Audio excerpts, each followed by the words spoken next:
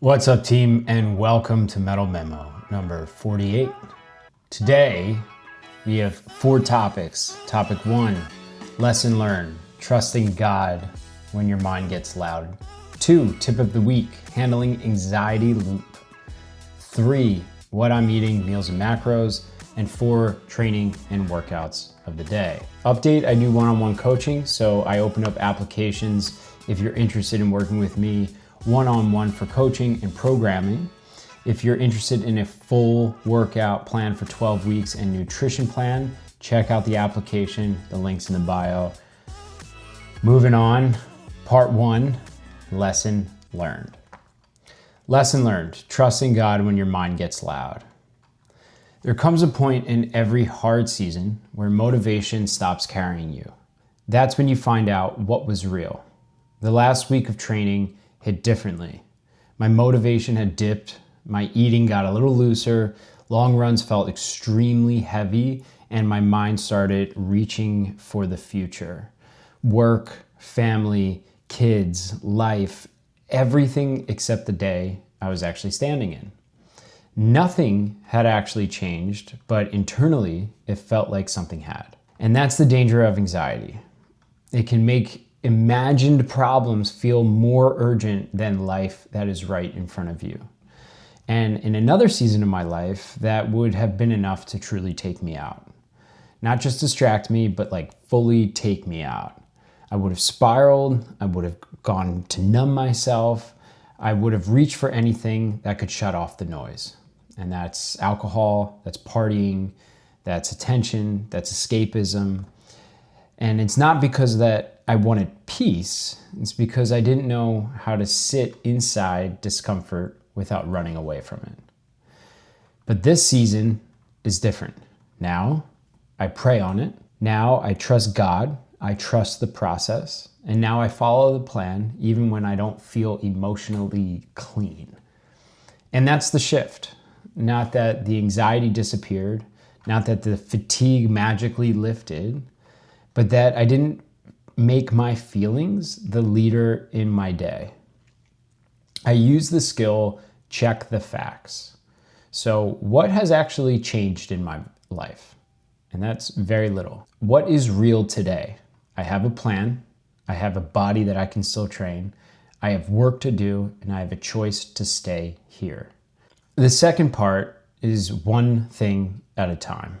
Not London Marathon, not next year, not 10 years from now. It's today's run, it's today's meals, it's today's prayer, today's recovery, and today's responsibilities. That's how you come back to yourself. I'm starting to believe that these weeks are not interruptions to the process, they are the process. Peak weeks do not just test your fitness, they test your relationship with uncertainty. They reveal whether you only know how to move when you feel inspired or whether you keep your word when your mind is restless. This is what I want to build, because every time you continue the plan during low motivation, you cast a vote for the version of yourself you can actually respect. And every time you abandon the plan because your emotions get really loud, you teach yourself that discomfort is in charge. The deeper lesson is simple. You do not build self-trust by feeling good. You build it by continuing when you don't. So I created this return framework. So R, recognize the spiral. Name it fast. This is anxiety. This is future tripping. This is not the same thing as reality. E, examine the facts. Ask, what has actually changed today? What problem is real right now? What am I assuming? T, trust God, not the loop. The mind can be loud without being right. Prayer interrupts panic, and surrender creates space. U, use the plan. Don't negotiate with the whole week. Execute the next rep, the next meal, the next run, and the next time to go to bed. R, return to the present. One thing at a time. When you are running, run. When you are eating, eat. When you are praying, pray.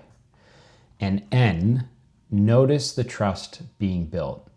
You are not just finishing training, you are becoming someone who can be trusted by himself or herself. Motivation will come and it will go, but the man you become when you keep going anyway, that part stays. Part 2, tip this week, handling the anxiety loop.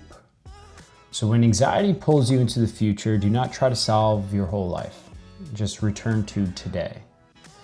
This week, my mind wanted to live everywhere except the present. It wanted answers about the future, it wanted certainty, and it ultimately wanted control. But the truth is, most of what it was reacting to wasn't even happening. So instead of trying to solve tomorrow, I came back to what was actually in front of me, and that changed everything. So there's 4 rules when you are spiraling or future tripping that can help you refocus, regain, and bring you back to the present. So rule number 1 is name the loop. Say it clearly, I am future tripping. The one sentence creates distance between you and the spiral because otherwise it'll just live in your head. Now it's in front of you. Number 2, check the facts, as I mentioned before, which is what has actually changed, what threat is real today, why am I feeling like this, what is the fact, what story am I telling that I cannot actually prove, and if the fear does not match the fact, stop treating it like a command. So the emotions that I have usually feel quite different than the actual fact at hand. And recognizing that, so when you check the facts, you can start distancing yourself from it and then work on the problem at hand. 3, go one mindfully. So pick one thing and do that. So when you're running, you run. When you eat. When you stretch, you stretch. When you pray, you pray. One mindfully brings your attention back to this moment instead of trying to mentally live in 5 places at once. And number 4, let discipline carry what motivation can't. So you don't need to feel inspired to be able to keep your word to continue training. You need a plan. You need obedience to that plan. And you need to remember that temporary fatigue is not the same thing as failure. Peak training and overload periods commonly create short-term fatigue, both mentally and physically, and underperformance before recovering and tapering restore the performance. Knowing that keeps me disciplined to keep moving on even if I am not motivated.